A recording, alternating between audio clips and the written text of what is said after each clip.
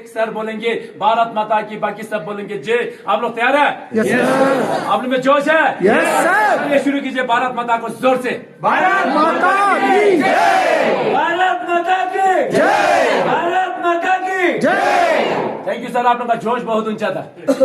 आप लोग यहाँ पे 100 लोग हैं, इतने सारे लोग मिलके जो भारत माता का आवाज निकाला अभी वो आवाज में यहाँ पे अकेला निकालता हूँ। ओ सर क्या इस बात आवाज से यहाँ पे 2 कबूतर सो रहे हैं, नींद से नहीं जाए। भारत माता की जगह सब वोट से जेब में हाथ डाल के नहीं बोला जाता है, अच्छा सर। हाथों को फोल्ड करके नहीं बोला जाता है।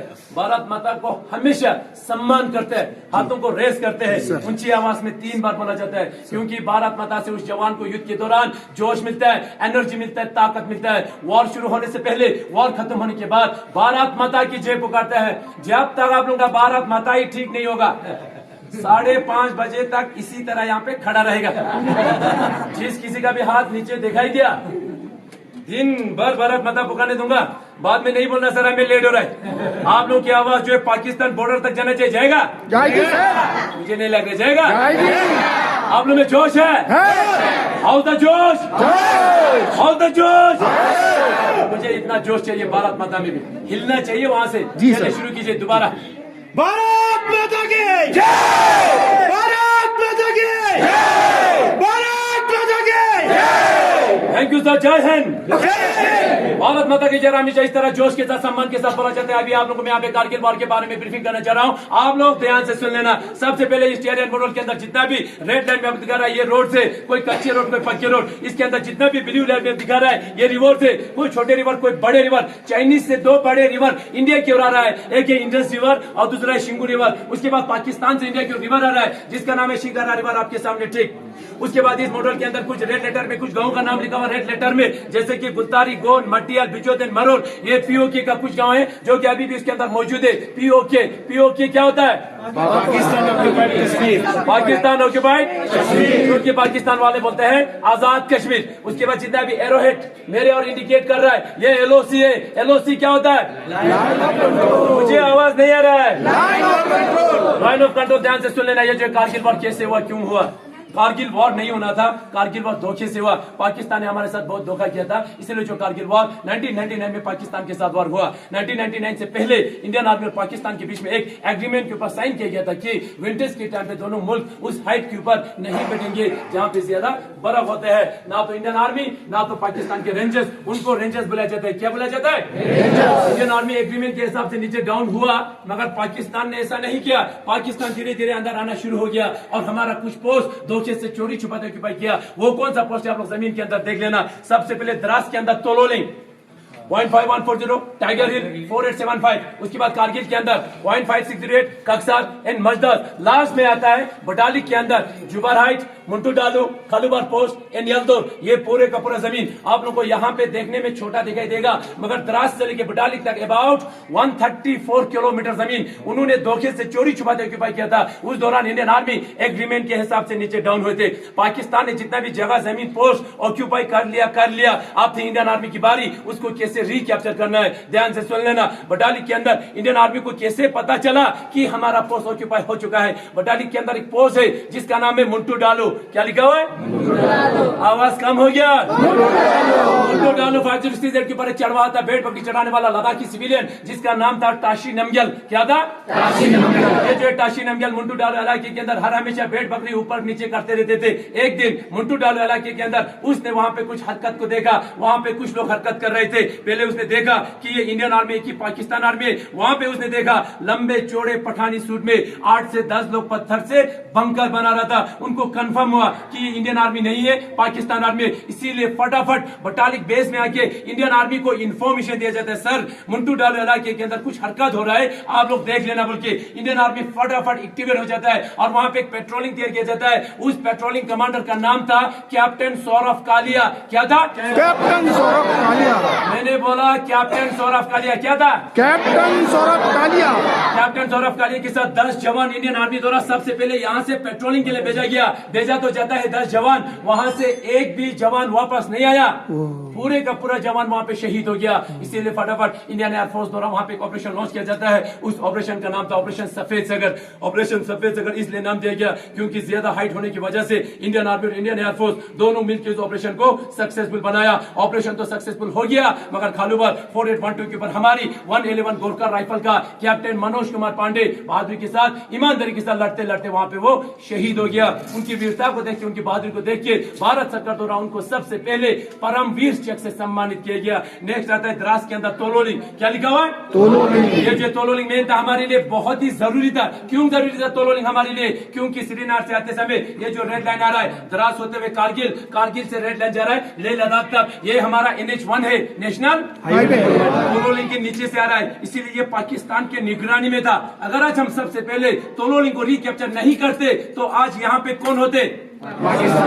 ऐसा होने देते नहीं सर, ऐसा होने देते नहीं। ऐसा ना हो। तोलोलिंग को रिकैप्चर करने के लिए कैप्टन विजय थापर को टास्क दिया। कैप्टन विजय थापर बहादुरी के साथ, ईमानदारी के साथ तोलोलिंग को रिकैप्चर करने के बाद 22 साल की उम्र में यहाँ पे शहीद हो गया, जिसका द लास्ट पोस्ट आप लोग यहाँ पे जरूर पढ़िए। द लास्ट पोस्ट करके आप उनको प्राउड फील होगा, फख्र महसूस होगा। शहीद होने से 2 दिन पहले अपने पिताजी के नाम खत लिख के वो शहीद हुए। बाद में आप लोग अच्छे से पढ़ सकते हैं। उसके बाद पॉइंट 5140 को रिकैप्चर करने के लिए कैप्टन विक्रम बत्रा को टास्क दिया। आप सभी को मालूम होगा कैप्टन विक्रम बत्रा का दूसरा नाम भी है शेर शाह। के लिए आवाज यहाँ पे बहुत कम होता है। कैप्टन विक्रम बत्रा का दूसरा नाम क्या था? शेर शाह को टास्क दिया था 5140 को रिकैप्चर करने के लिए। उसने किए भी बहादुरी के साथ, ईमानदारी के साथ। 5140 को रिकैप्चर करने के बाद दोबारा आगे एडवांस करते समय 2 गोली लगने के कारण कैप्टन विक्रम बत्रा वहां पे घायल हुआ। घायल होते ही अपने सीनियर ऑफिसर को यहां से 4 बार का एक मैसेज भी पास किया जाता है। वो मैसेज क्या था?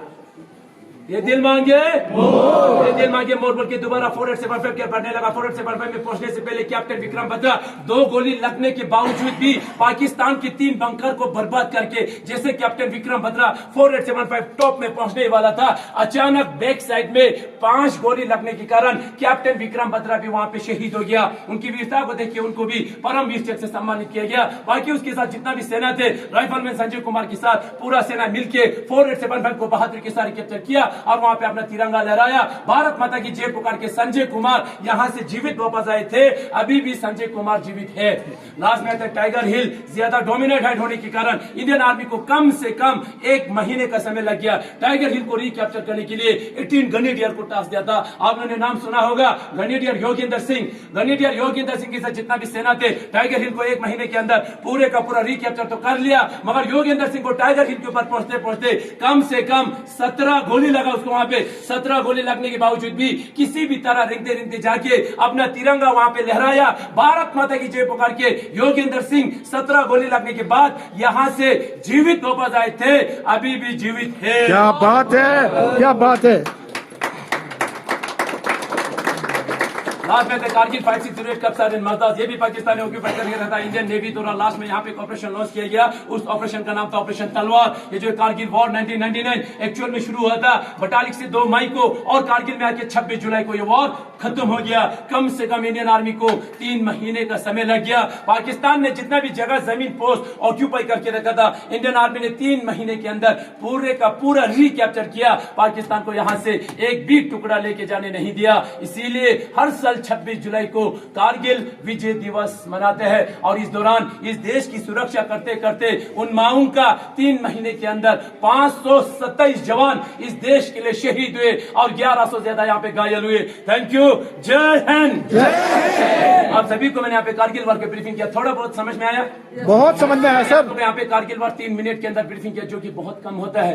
3 महीने को 3 मिनट के अंदर बनना बहुत कम होता है। मैं आप लोग यहाँ पे फोर्स नहीं कर रहा हूँ, मैं आप लोग यहाँ पे जबरदस्ती नहीं कर रहा हूँ कि भारत माता को जोर से बोलिए, भारत माता को ऊंची आवाज में बोलिए। मैं आप सभी से विनती करता हूँ, इस भारत माता को हमेशा ऊंचा रखिए, क्योंकि मैं युद्ध के दौरान देख के आया हूँ कि मेरे जवान शहीद होते समय भारत माता की जय पुकार के सैल्यूट मार के वहां पे शहीद हो जाता है। उन जवानों को आज यहाँ पे सम्मान करने के लिए, उनको सैल्यूट करने के लिए भारत माता के साथ कारगिल वार शुरू करते हैं। अगर हम लोग इनको सम्मान नहीं करेगा, अगर हम लोग इनको याद नहीं करेगा, तो यहाँ पे कोई सम्मान करने वाला नहीं आएगा। आप लोगों ने सुना होगा पाकिस्तान अपने ही सैनिक को आइडेंटिफाई तक नहीं करता है। जब उनका डेड बॉडीज हमारे पास पहुंचते हैं, उनकी डेड बॉडीज को हम लोग कपड़े में लपेट के सम्मान के साथ उनको रिटर्न करता है, फिर भी वो लोग बोलते हैं कि ये हमारा नहीं है। खुद की सैनिक का नहीं रहा तो हमारी सैनिक को कभी भी सम्मान नहीं करेगा।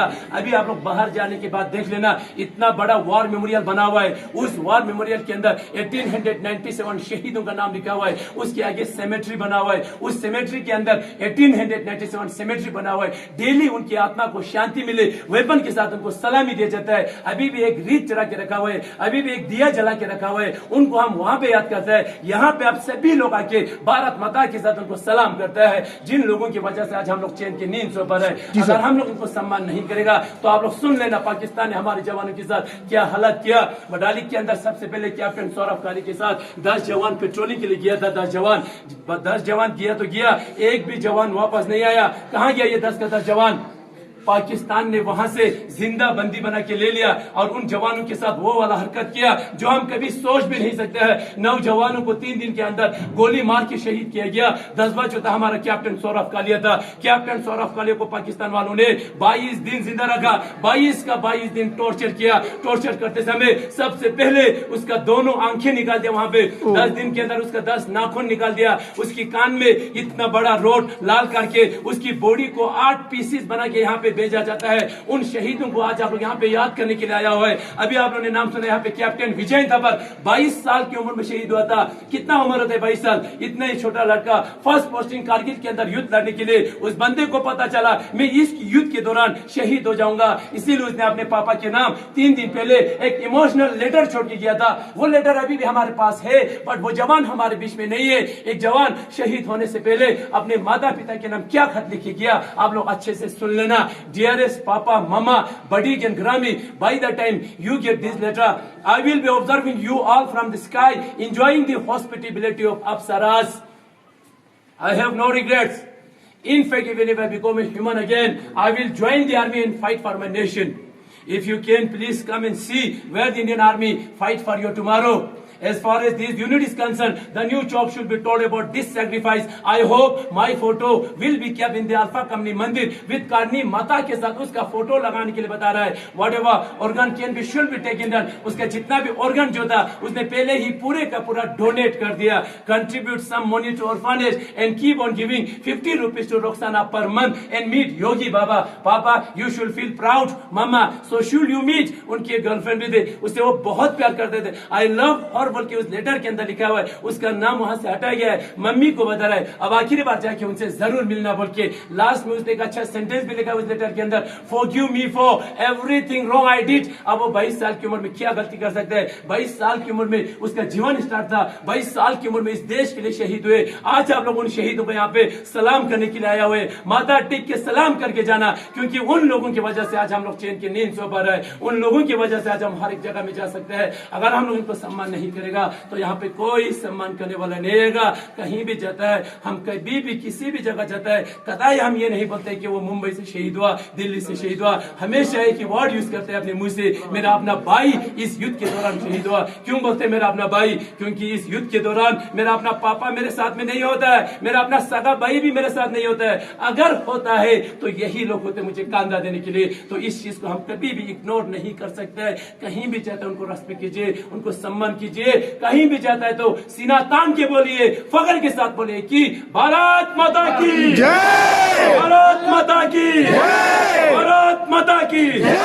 Thank you sir. आज के दिन आप सभी लोग हमारे इस हॉल ऑफ फेम आने के बाद हमारे इन वीर शहीदों को याद किया, इनको सम्मान दिया, इनको रेस्पेक्ट किया। उसके लिए मैं आप सभी को दिल से मैं धन्यवाद बोलता हूँ। यहाँ तक मेरा कारगिल का ब्रीफिंग समाप्त हो जाता है। Thank you. जय हिंद। जय हिंद। थोड़ा सा आगे चलिए। हमें आप पे गर्व है सर, हमारी भारतीय सेना पर। Thank you sir. बाकी आप लोग